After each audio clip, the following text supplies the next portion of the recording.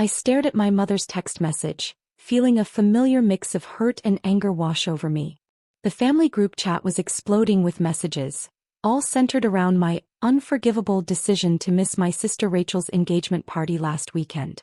I'd been in Singapore closing a $50 million deal that would save hundreds of jobs, but try explaining that to a family who thought I was just a low-level accountant at some nameless firm. Mom, since you clearly don't value family time, don't bother coming to Sunday dinner anymore. You're not welcome here.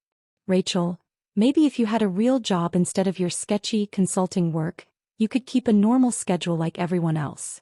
Dad, your mother's right. Family has to come first, Emma. If they only knew that their normal lives, the utilities, the mortgages, the car payments, even their phone bills, all flowed through companies I quietly owned. 5 years ago, I'd started buying up regional utility companies and service providers, consolidating them under my holding company Phoenix Industries. Now I controlled most of the infrastructure services in our state, all while maintaining my cover as a modest accountant. My fingers hovered over my phone's keyboard. I could explain everything, tell them about the empire I'd built while they mocked my career choices. Instead, I opened my company's management portal. Fine, I typed back. Let's see how you manage without my money. With a few quick taps, I initiated a systematic suspension of services to their addresses. Not disconnections, I wasn't cruel, but technical difficulties that would make their lives increasingly uncomfortable. My assistant's voice came through the intercom. Miss Phoenix, the Singapore contracts are ready for final review. Thank you, Lisa. Also, please monitor service interruptions at these addresses. I forwarded my family's information. I want detailed reports of any complaints. Of course. Should I prepare the usual technical difficulties responses? Yes, Lisa. Make sure all their calls get routed to our most bureaucratic customer service representatives. I leaned back in my chair watching the city skyline from my penthouse office. The first effects would hit within hours. By tomorrow, they'd realize just how much they'd taken for granted, both the services I controlled and the daughter they'd dismissed. My phone buzzed again. Rachel, don't bother trying to make up with Mom. Some of us actually show up for important family events. I smiled, thinking of the technical issue about to hit her precious home automation system. Wouldn't dream of it, I texted back. The first complaint came in exactly 3 hours later. Dad's smart garage door wouldn't open, trapping his precious Mercedes inside. Then Mom's Wi-Fi mysteriously failed just before her weekly video call with her gossip group. By nightfall, Rachel's state-of-the-art security system was glitching, her heated pool was cooling, and her smart thermostat was developing a mind of its own. But it was the next morning when things really got interesting. My phone lit up with a message from Lisa. Your father is on line 1. He's been trying to reach customer service for 2 hours about their power fluctuations. I put him on speaker. Phoenix Industries, Emma speaking. How may I direct your call? There was a pause. Emma? Since when do you work for the utility company? Oh, I don't work for them, Dad, I replied calmly. I own them. The silence on the other end of the line was deafening. I could almost see Dad's face, trying to process how his underachieving daughter could possibly own the company he'd been fighting with all morning. That's impossible, he finally managed. Phoenix Industries is a multi-billion-dollar corporation. Yes, it is. I pulled up his account on my screen. I see you've been experiencing some power fluctuations. And your garage door issue yesterday, terribly inconvenient. Would you like me to fix those? Emma. His voice took on that patronizing tone I knew so well. If this is some kind of joke because you're upset about Sunday dinner dash. No joke, Dad. Would you like me to prove it? Let's see. I typed a few commands. Your power should be stabilizing right now.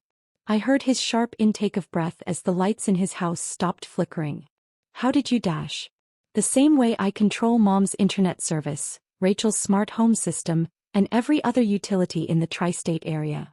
I kept my voice professional. Phoenix Industries has been acquiring regional utility companies for the past 5 years. But you all were too busy criticizing my career choices to notice. My other line blinked. Mom was calling the customer service line. Hold on, Dad. I should take this. I connected Mom to the call. Phoenix Industries, Emma speaking. Emma. Mom sounded flustered. I've been on hold for hours. My internet won't work and I have my social committee meeting dash. Yes, we've been experiencing some technical difficulties in your area. I cut in smoothly. Strange how these issues started right after you banned me from Sunday dinner. What are you talking about? Then it hit her. Wait. Phoenix Industries. That's not your daughter's company? The one you all dismissed as sketchy consulting work? Yes, it is. I pulled up their family file. In fact, I'm looking at your accounts right now. Internet, power, water, gas, phone services, home security, all provided by my companies. Even the mortgage on your house is held by one of my subsidiaries. Rachel's name popped up on my screen. She was trying to get through to customer service too. I added her to the call. Everyone here? Good. Let's talk about family values, shall we? Kept my tone businesslike. You've all made it very clear that my presence at family functions is mandatory, despite my actual work commitments. Work, I might add, that involves running the infrastructure you all depend on. Why didn't you tell us? Rachel's voice was small, missing its usual condescension. Would it have mattered? I asked. Last week, while you were all planning your engagement party, I was saving 300 jobs by preventing a corporate takeover in Singapore. But according to Mom's text, I'm not welcome at family dinners anymore because I don't value family time. We didn't know. Mom started. No, you didn't. You didn't want to know. It was easier to assume I was failing than to ask what I was actually building. Dad cleared his throat. Princess, we may have judged too quickly dash. Hey, have. I laughed. For 5 years you've mocked my career choices. Rachel, just last month you told your fiancé not to take my business advice because, and I quote, she barely makes enough to pay rent. The irony was that I owned the building she lived in. Speaking of rent, I continued, pulling up Rachel's file, let's discuss your luxury condo in the Wellington building. Did you know I bought that property 2 years ago? Your exclusive lease agreement is actually with one of my shell companies. Rachel made a choking sound. The Wellington. But that's the most prestigious address in the city. Yes, and your rent has been artificially low because I instructed management to give you the family discount, not that you ever knew or thanked me for it.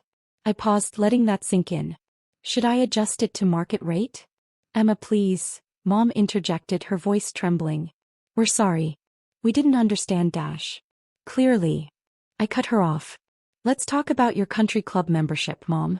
The one you love bragging about. Phoenix Acquisitions bought that club last year. I've been subsidizing your membership fees, just like I've been quietly managing most of your financial lives. The silence that followed was heavy with realization. I pulled up more files on my screen, laying out the full extent of their dependence on my companies. Dad's golf resort? I own it. Rachel's favorite spa? The premium cable package you all enjoy? My company. The convenient payment plans on your luxury cars? My financing division.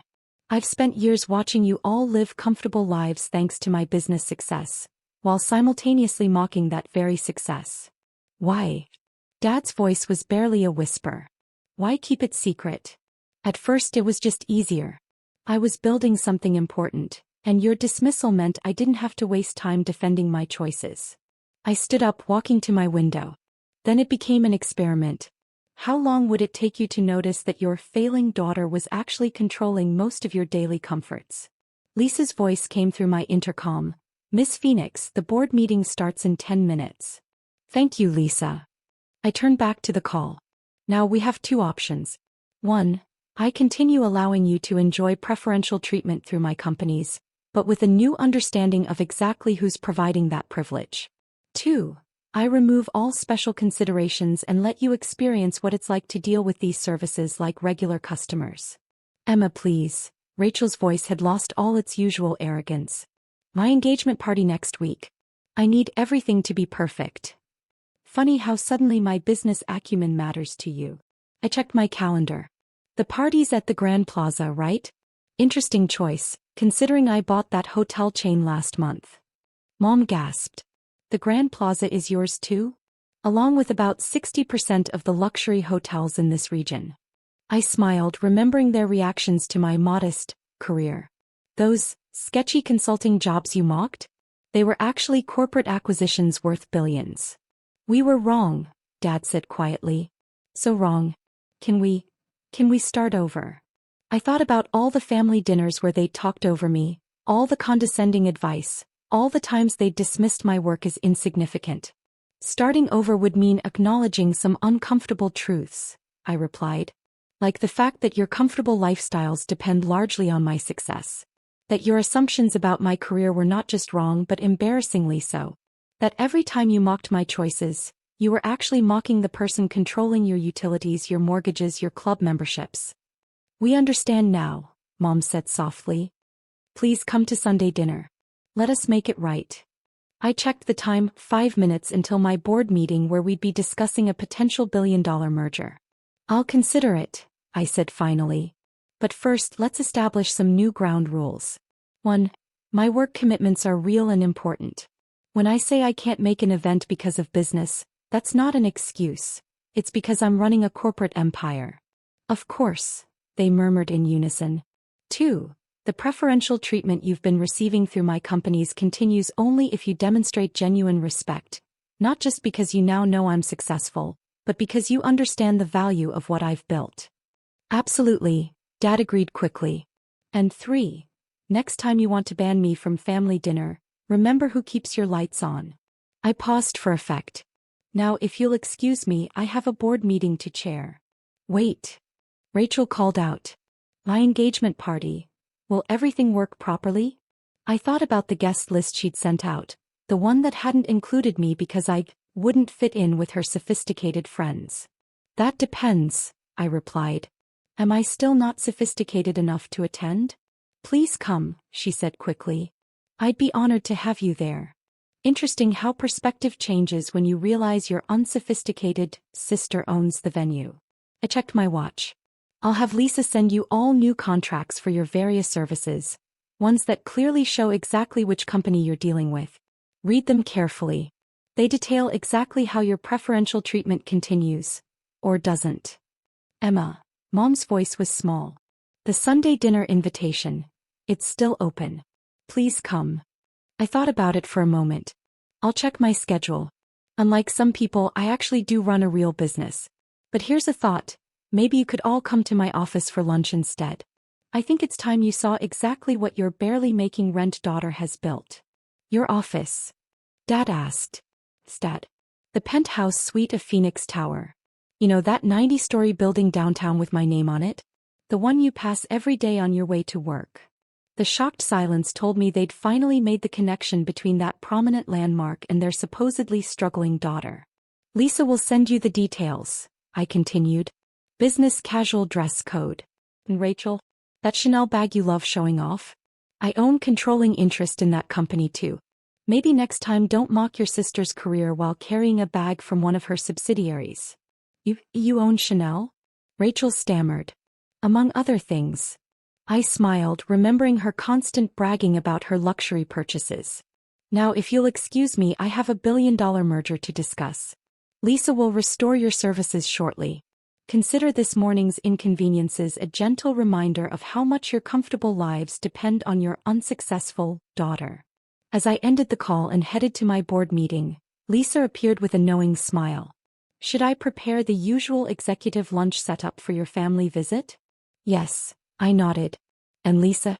Make sure the view from the private dining room is particularly good. I want them to see exactly what they've been dismissing all these years. Of course, Miss Phoenix. She paused. Will you be attending Sunday dinner? I looked out at my city because really it was mine now and smiled. Maybe. But first, let's see if they've learned to value more than just the services I provide. After all, true family connections should be about more than just keeping the lights on.